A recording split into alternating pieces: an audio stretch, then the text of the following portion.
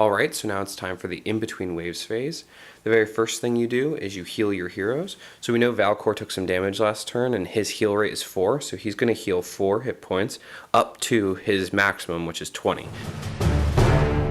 Now the second thing is get your gold. If we look at the monster selection grid, for wave 1, you get 3 gold. So we're going to go grab ourselves 3 gold from the rewards deck. We're going to pick 1, 50 gold, 2, 150, much better than the 50, 3, treasure chest, draw 2 more. So we're going to draw 2 more, get another 100, and another 100. So we got lucky with that treasure chest there.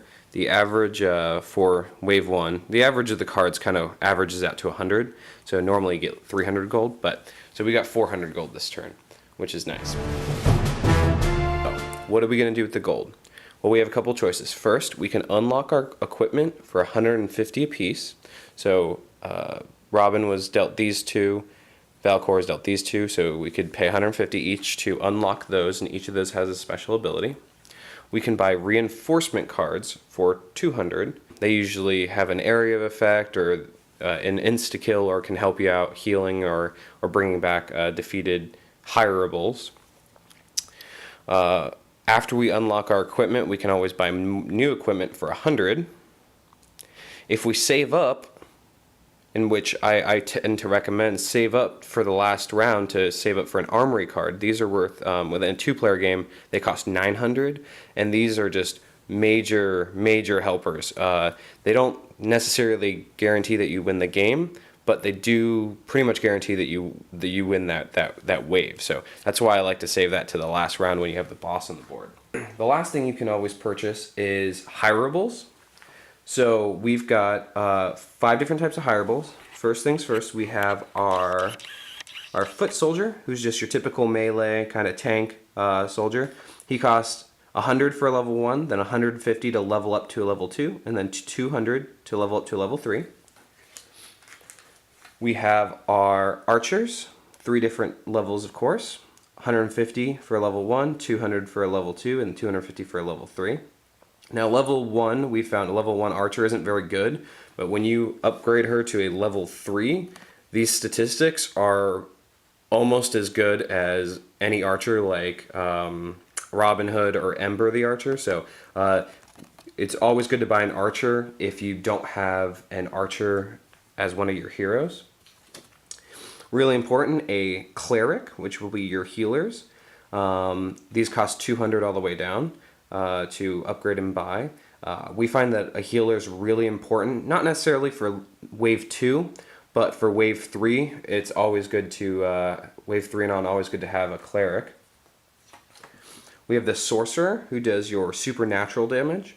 We find that sorcerers are really important, especially, again, if we have a melee character and a ranged archer character, but we don't have any supernatural damage, and some monsters not only take supernatural, but are less resistant to supernatural. So it's really important to have one of these guys.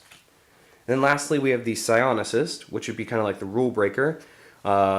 Essentially, you get to tank a character just from afar. You can tank flying foes, which is good, because a lot of times when you have flying enemies going around, then most people can't tank them, so it's good to have that. You can teleport a foe back 3 spaces for a level 2, and then Time Rift if he's level 3.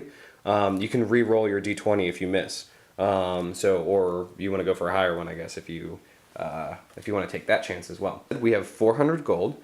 What we're going to do is we're going to spend 200 of the gold on a level 1 sorcerer. As I said, we found that it's really important to have all 3 types of damage on the board at all times. So we like to get that. We like to get the sorcerer done. And then we're going to spend 150 gold to unlock 1 piece of equipment. And we're going to save 50 gold for our Armory card later. These 4 pieces of equipment, which one to choose from? So first, we have the breastplate. It allows the equipped hero to have a up their melee damage resistance by 1 to 4. So if we equip this to Valcor, his melee resistance would go up to 4, which is nice. We have the Phase Ring, which grants 2 dodge. That's always nice. We have, and then on the expansion character, Robin Hood, he was given Caltrop the Parrot. Now he's awesome. He actually is the pet parrot of the Rhett the Pirate, who's been modeled after Casey. But the equipped hero deals 1 non-resistible damage to any foe at the start of their turn, and then if worn by Rhett, she deals 2 non-resistible damage instead. Caltrop's great, especially when you have higher monsters with high resistances, where you're going to be dealing 1 damage or 2 damage to them anyways. So this is just an extra hit, essentially. That's really good. Lastly, we have the Royal Coin Purse. It grants the option to discard any 1 reward card during the next Get the Gold step for a new one off the top of the reward deck. So what this means is we drew this 50.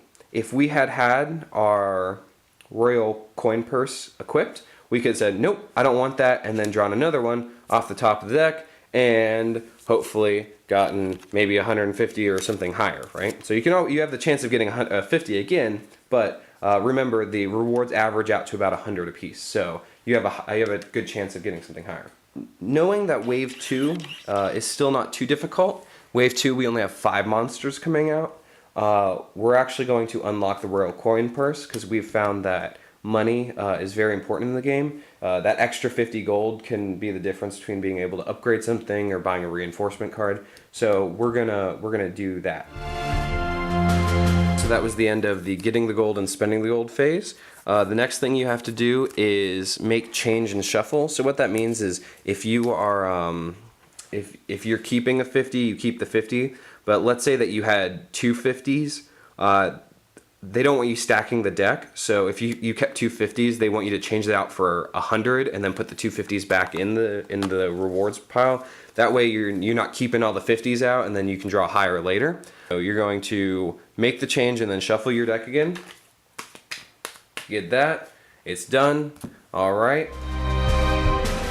Then you have your equipping your heroes. So we've officially unlocked this coin purse, and we're going to equip it to Robin Hood, and then reposition heroes. So we're done with all of this, we're ready to move on, and what are we going to do? We're going to take Valcor, we're going to place him where we want to place him, we're going to grab Robin Hood, we're going to place him where we want to place him, which is pretty much the same place where we put him last.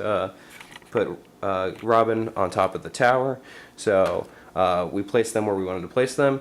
I'm going to get reset up here, and then we're ready for the next wave.